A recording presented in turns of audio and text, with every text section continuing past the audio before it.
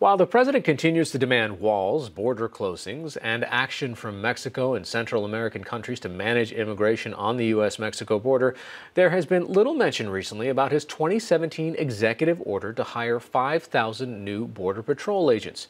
Joining us now from Miami is USA Today reporter Alan Gomez, who's reporting on Customs and Border Patrol hiring and staffing and issues at the border. So 2 years ago, 5,000 was the goal. Where are we at now?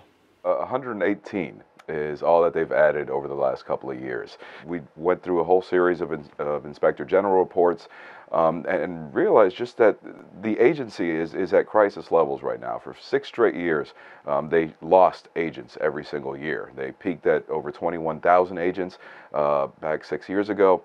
They're now under 20,000 agents, and they're trying to do everything they can to try to recruit and retain more agents, but they're having trouble fielding them, so that makes it more difficult to patrol that southern border, and they're even having problems just managing what their agents are doing to figure out how to best deploy them to try to stop what is becoming some record-breaking numbers of people trying to cross. So let's talk a little bit about the challenges. I mean, the challenges with recruiting might be because of how hard the job is. What are some of the challenges that the Border Patrol agents are facing that are causing more of them to leave and fewer potential people to join?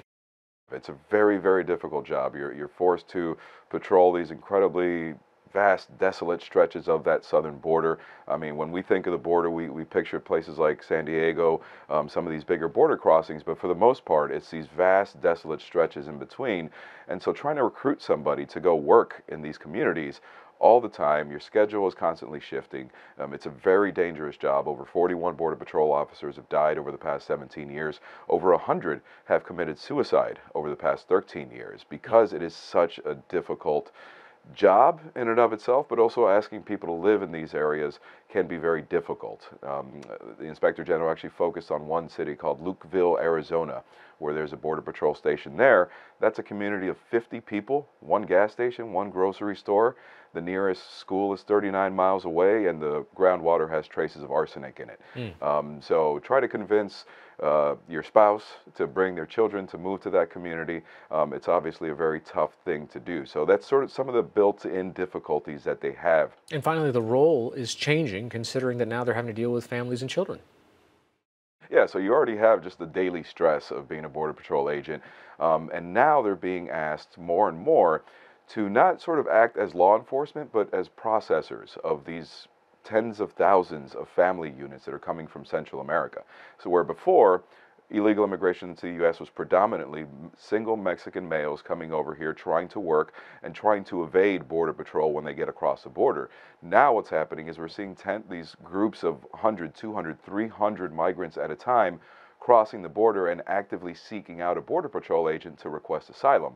And so now that agent, instead of going out there doing what he's trained to do as a law enforcement official, is forced to make medical assessments of these folks and process them and make sure they have enough water and food until they can get them and transfer them over to another facility that can better take care of them. So that just adds another layer of stress because there have been 4 deaths of migrants in Border Patrol custody over a period of 4 months recently, and so they feel that pressure. They know that pressure is on top of them, and so it's very difficult to now kind of serve as people who are just taking care of these people instead of trying to track them down and arrest them.